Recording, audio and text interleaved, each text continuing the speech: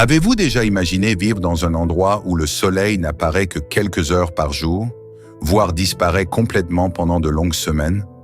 À quoi pourrait ressembler la vie dans cette obscurité constante? Comment les gens parviennent-ils à travailler et à vivre dans de telles conditions?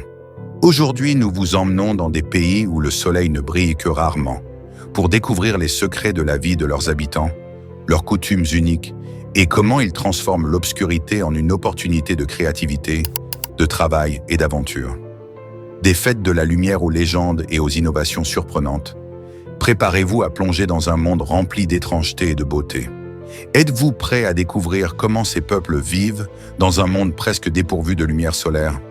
Dans certaines régions du monde, il existe des endroits uniques et étonnants où le soleil ne se lève que pendant de courtes périodes à certains moments de l'année.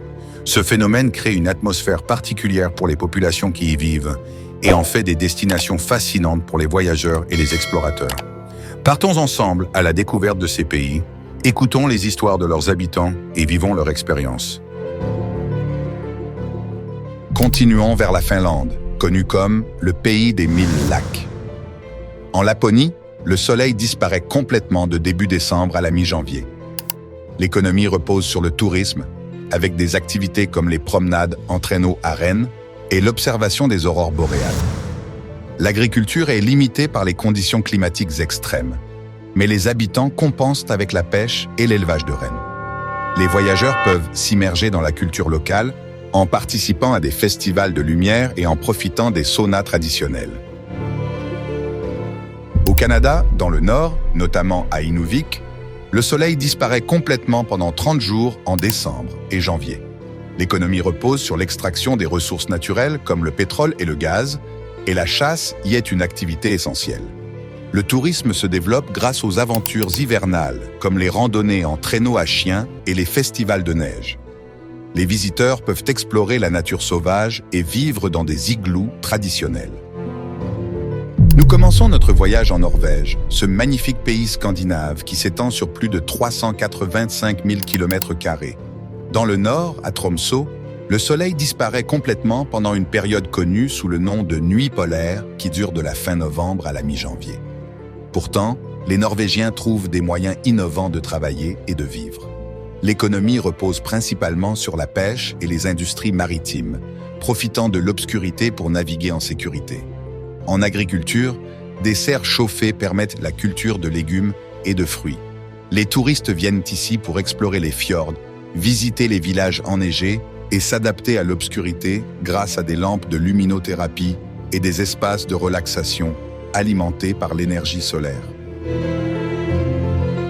En Russie, à Mourmansk, l'obscurité dure de fin novembre à mi-janvier, sans aucun lever de soleil.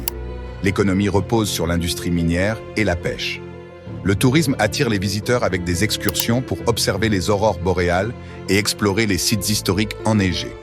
Les habitants tirent parti de cette obscurité pour renforcer les liens sociaux, organisant des rassemblements où ils partagent des histoires et des repas traditionnels. Les voyageurs peuvent s'initier à la cuisine russe et aux traditions locales pour enrichir leur expérience. Nous poursuivons vers la Suède, plus précisément à Kiruna, au nord. Ici, le soleil disparaît totalement de décembre à la mi-janvier. L'économie locale repose sur l'exploitation minière, où les métaux sont extraits des profondeurs même dans l'obscurité totale. Le tourisme prospère grâce aux activités hivernales comme le ski et la visite du célèbre hôtel de glace. L'agriculture s'adapte avec des technologies modernes comme l'agriculture verticale en intérieur. Pour les voyageurs, la Suède propose des programmes d'adaptation comprenant des ateliers culturels et des excursions nocturnes sous les aurores boréales. Enfin, nous arrivons en Islande, cette île unique de l'Atlantique Nord.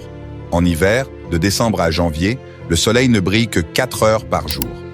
L'économie repose sur le tourisme et les énergies renouvelables, utilisant les sources chaudes pour produire de l'électricité et du chauffage. L'agriculture se déroule dans des serres chauffées. Les attractions touristiques incluent les sources chaudes et les cascades gelées. Les voyageurs peuvent facilement s'adapter grâce aux programmes de luminothérapie et aux excursions guidées.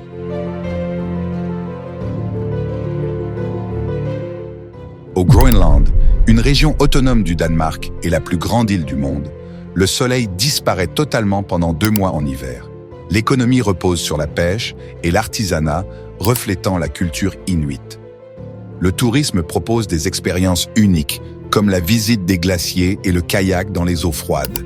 Les visiteurs peuvent apprendre des techniques de survie et interagir avec les habitants chaleureux. Dans tous ces pays, les habitants font preuve d'une capacité exceptionnelle à s'adapter à l'obscurité et à l'intégrer dans leur quotidien. C'est fascinant de voir comment ils vivent en harmonie avec la nature et bâtissent des communautés prospères dans ces conditions uniques. Quant aux voyageurs, c'est une occasion d'apprendre, d'explorer et de découvrir des cultures uniques, tout en profitant de la beauté spectaculaire de la nature. Oseriez-vous visiter ces pays et les explorer par vous-même ?